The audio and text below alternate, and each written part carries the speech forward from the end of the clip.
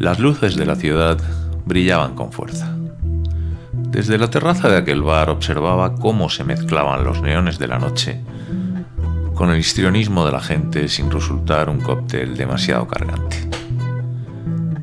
En la ciudad de Tánger nada era imposible. Podías dar 2 pasos y encontrar una persona agonizando en su pobreza y dar otros 2 viendo la riqueza personificada en un marroquí enjollado. África tiene esos terribles contrastes. En una esquina, la muerte más espeluznante, y en la acera de enfrente, la vida en toda su plenitud.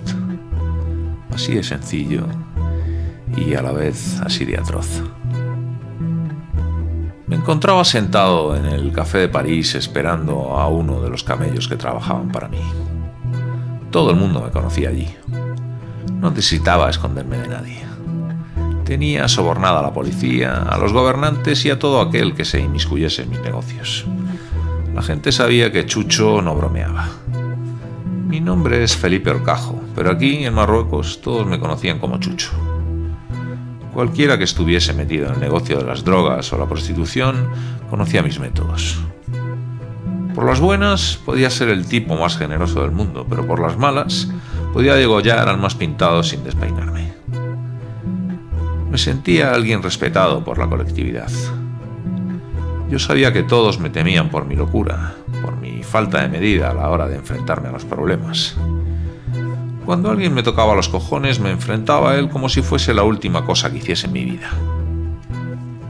Años atrás había pasado por algunos correccionales y reformatorios españoles, y después de pasarme el día y la noche dando de hostias con unos y con otros, durante meses enteros estaba suficientemente acostumbrado a la mala vida y a los tocapelotas.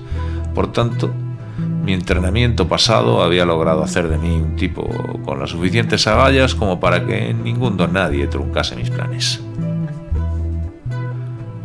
De proxeneta no me iba demasiado mal.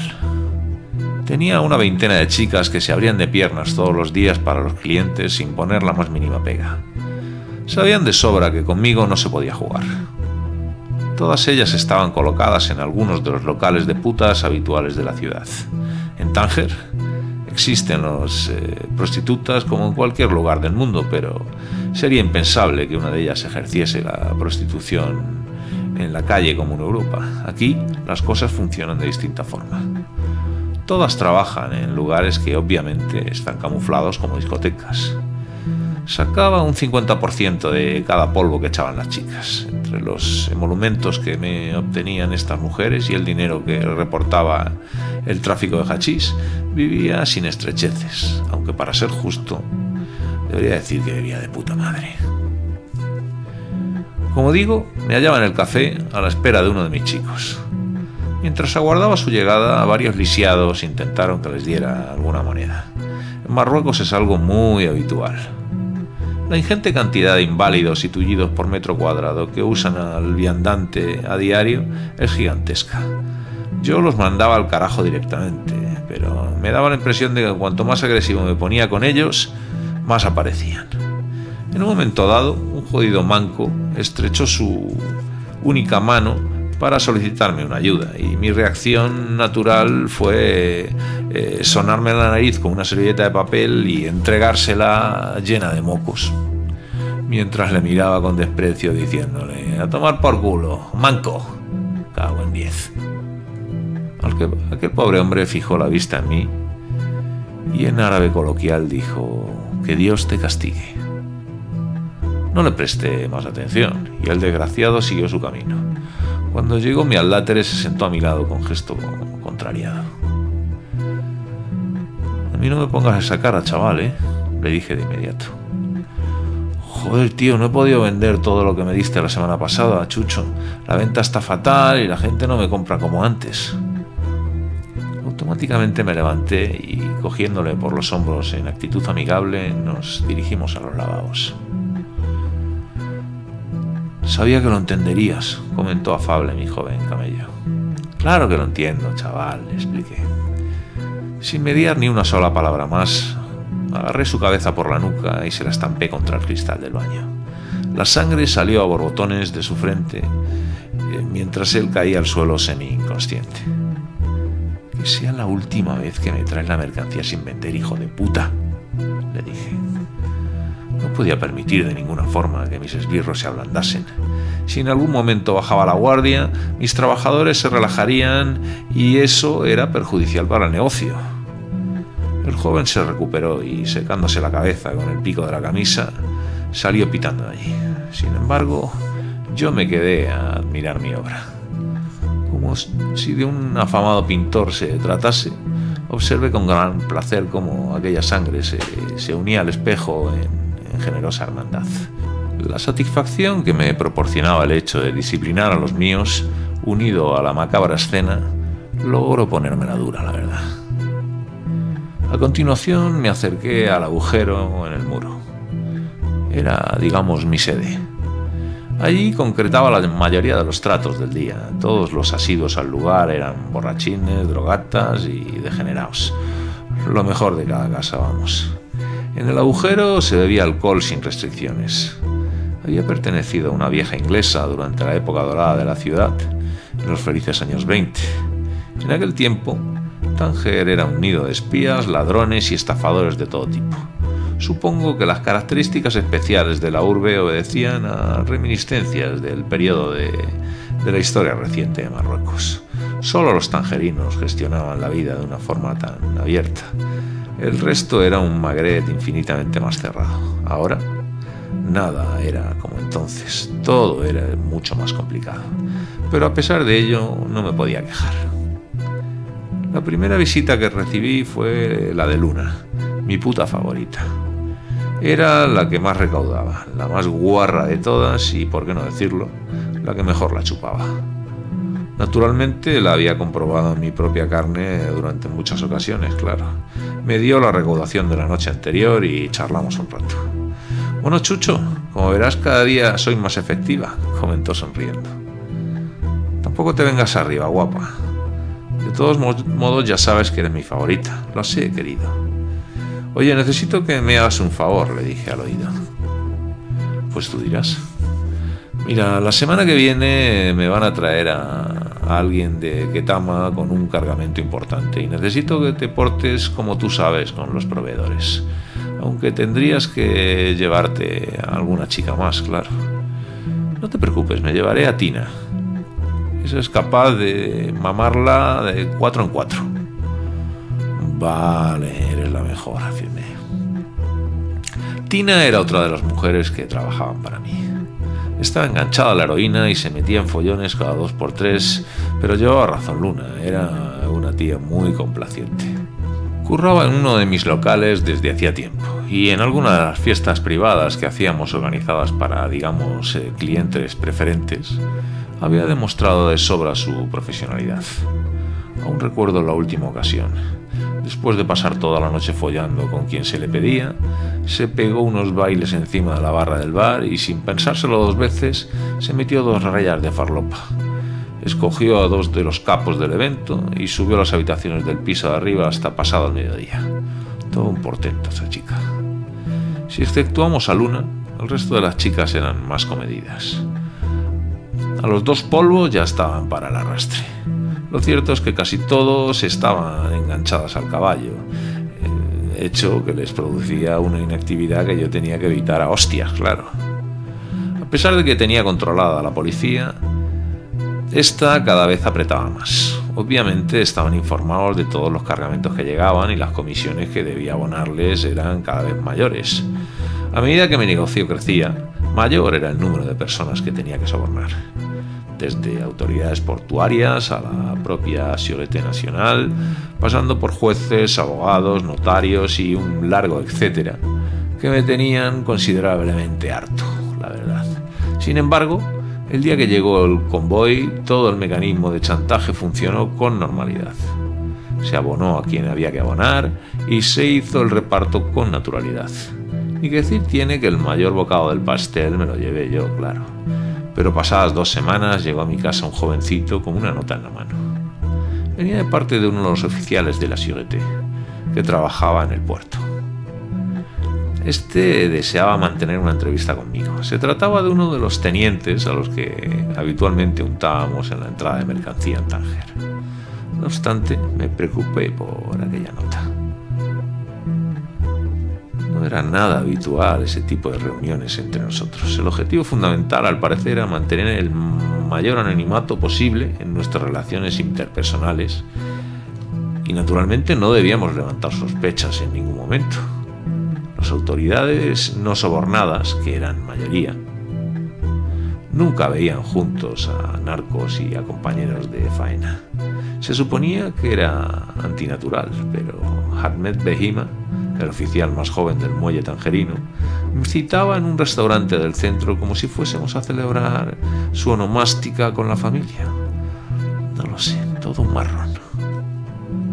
Cuando llegué al bar, mi cara lo decía todo. No admitía ese tipo de comportamientos por parte de nadie. Lo último que deseaba era que mi negocio se fuese al garete por el desliz de un gilipollas, realmente. Nos saludamos muy fríamente. Shalom alaikum, Ahmed, dije con seriedad. Alaikum shalom, Chucho. ¿Cuánto tiempo sin vernos, no? ¿Tenemos que vernos por algo? ¿No sabes que esta reunión es perjudicial para el negocio?, le dije. Tranquilo, chico, solo quiero invitarte a cenar. ¿No puedo? Sabes que no, cojones, le manifesté con rabia.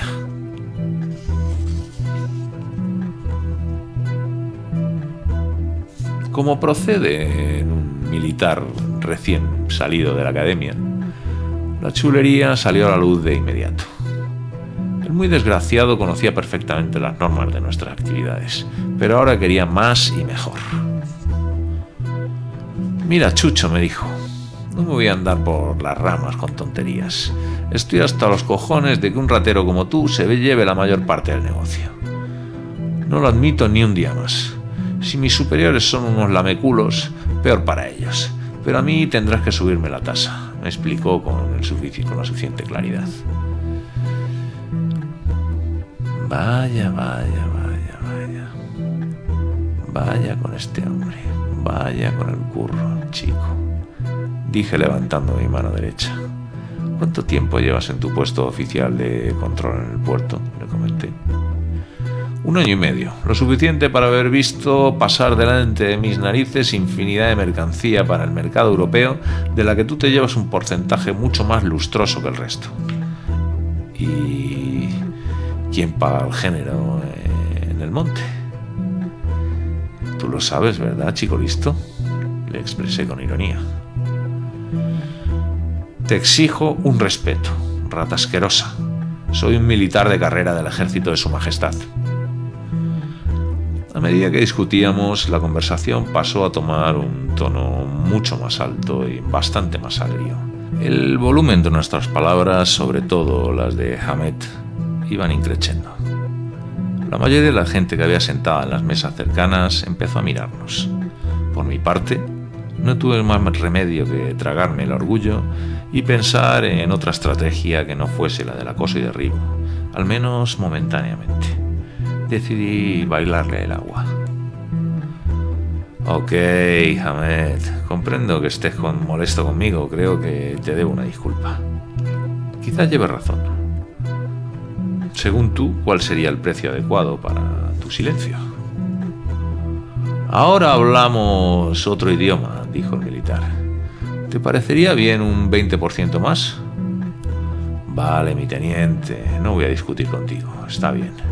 Te pagaré un 20% más y permíteme que te invite a tomar la última copa en uno de mis locales en señal de buena voluntad, ¿no?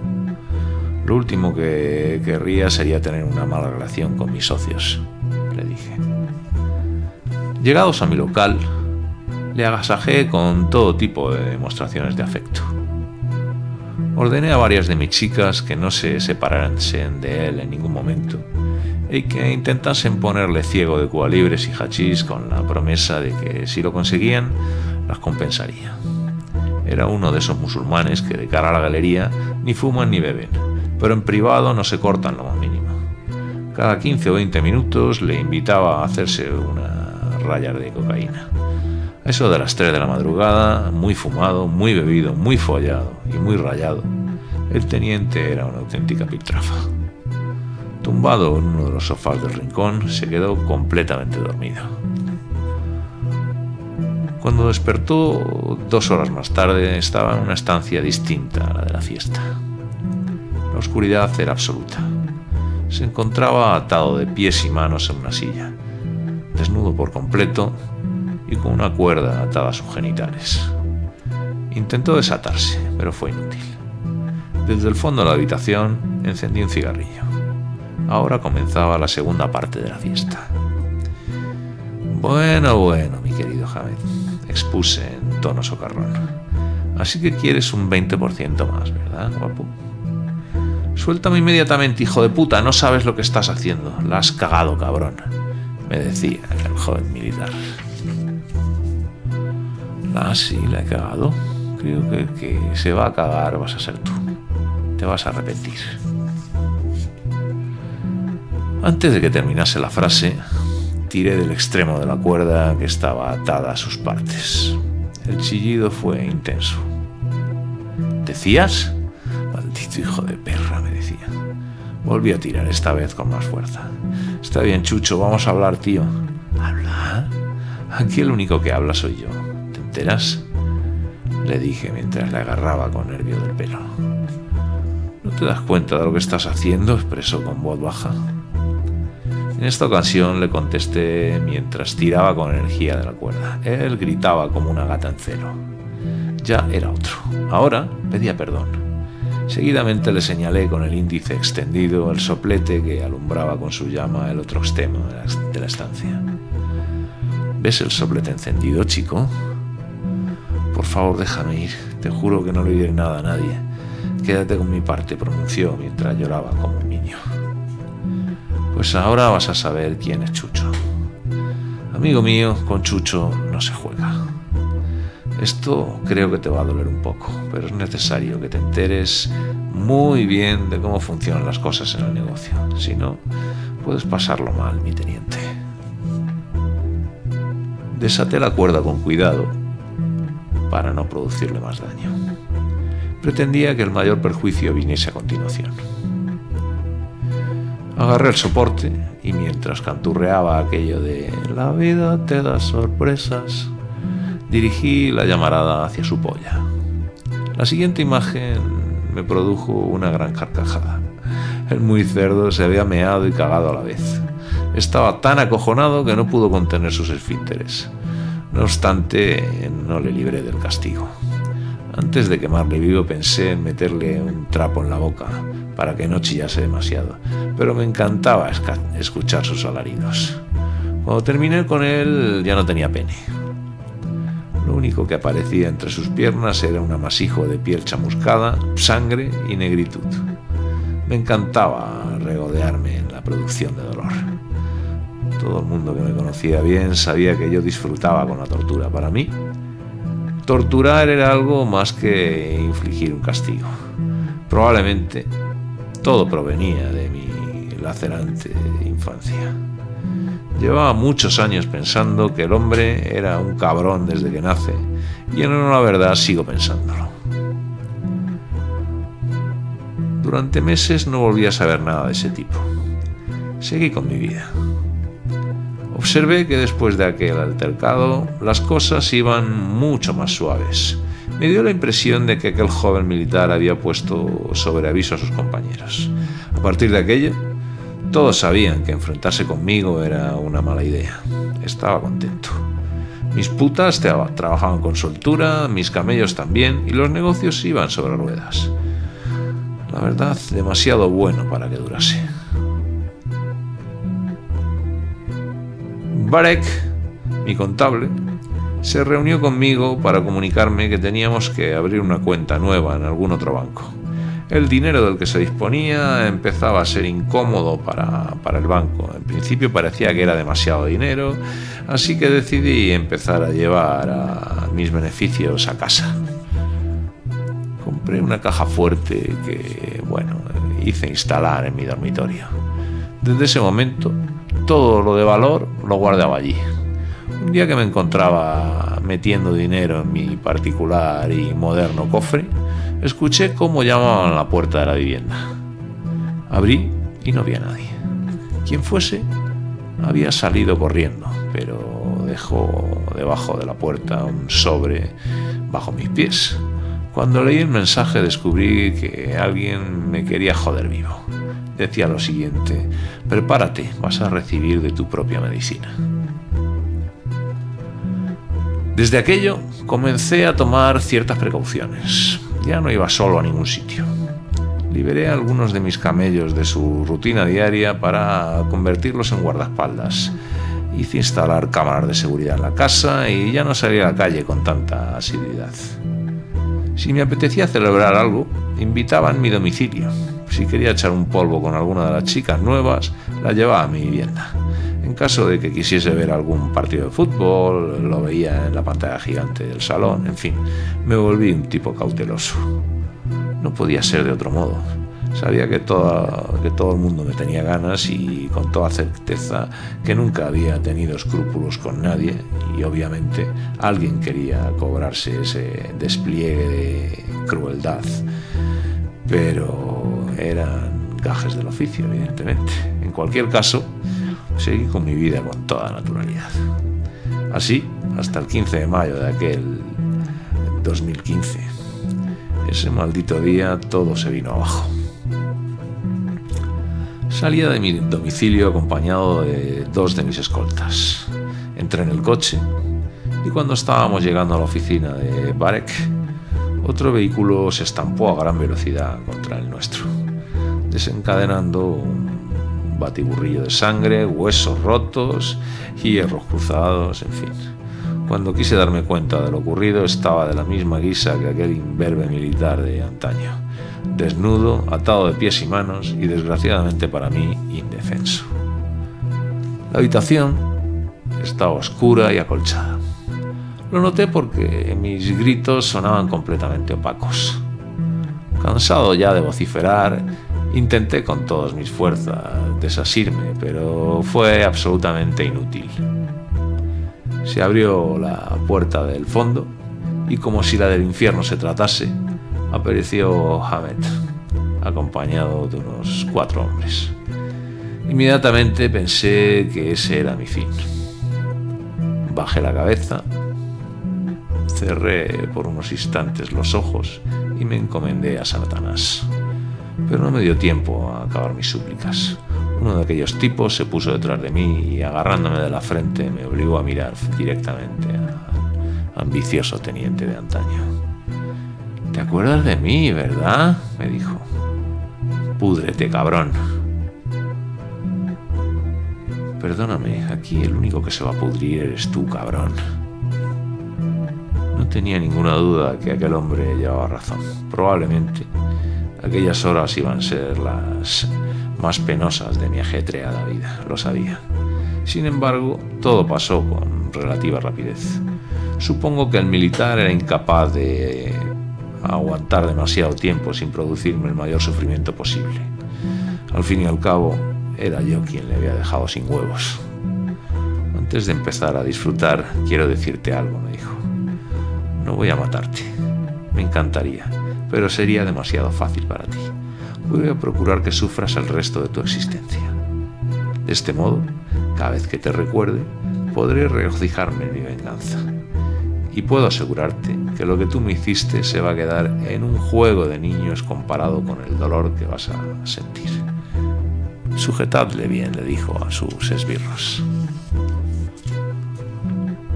Sacó de una sucia cómoda un aparato con forma de pera. Era metálico y obviamente no conseguí deducir por dónde podía venir el asunto y para qué servía. Enseguida lo descubrí. Hamed ordenó que me desatasen, me pusiesen a 4 patas y me agarrasen con fuerza. Nada más notar el frío metálico en mi ano, comencé a gritar. Aún no me habían introducido aquel instrumento y ya temía. Cuando lo metió, noté como cada uno de los pliegues de mi trasero se iba rasgando uno a uno. Pero ese infrahumano dolor era una minucia. El auténtico calvario llegó cuando escuché y sentí en mis carnes abrirse aquel siniestro mecanismo. Mi culo se iba horadando entre sollozos, pero Hamed no deseaba que me desmayase. Cuando observaba que mi resistencia estaba a punto de quebrarse, paraba. ¡Qué hijo de puta! Esperaba un rato y continuaba. Trataba de impedir por todos los medios que perdiese el conocimiento. Sin embargo, no pudo evitarlo. En una de sus acometidas dejé de chillar. Ya no recuerdo más. Solo puedo decir que jamás sentí más dolor que en esa ocasión. No obstante, cuando desperté fue casi peor. Me encontraba en un centro médico, abatido y lamentablemente mutilado de ambos brazos. Después de varios meses de recuperación, me dieron el alta en el hospital. Mi casa había sido saqueada y ya nadie quería saber nada de mí. Estaba solo, imposibilitado y sin fuerza alguna para ganarme la vida. No tuve más remedio que ponerme a mendigar. Pasados varios días de dolorosas vivencias, pude encontrar un convento católico en el que daban de comer a los tullidos y a los pobres. Me coloqué en la cola para recibir mi ración. Cuando llegaba mi turno, alguien se apiadó de mí y recogió en mi lugar aquel escuálido bocadillo. Me llevó a un rincón del comedor y sentándose a mi lado, comió su panecillo. Yo le pedí que me ayudase a comerme el mío, pero aquel desconocido no me hizo el menor caso. Se apoderó de mi comida y también la engulló. Después de haberse zampado mi comida y la suya, sacó una servilleta de papel de su roído pantalón y se sonó la nariz de forma atronadora. A continuación hizo una bola con el papel y me la puso en la boca. Yo, naturalmente, la escupí con asco. ¿Qué cojones haces?, pregunté enrabietado. Lo mismo que tú me hiciste, dijo el extraño. ¿No me recuerdas? Me quedé mirándole, pero no me sonaba en absoluto su cara. Pues sinceramente no, le dije. Hace años, un día que necesitaba tu ayuda, me humillaste con toda tranquilidad. Llevo mucho tiempo mendigando en las calles, pero nunca había sentido tanto asco por el ser humano hasta que extendí mi única mano y me ofreciste un trozo de papel mojado con tus mocos mientras te reías de mí a carcajadas. Te he reconocido cuando estabas en la cola de los bocadillos. Ahora, después de tanto tiempo, es mi turno. ¿O no sabes aquello de quien siembra truenos recoge tempestades?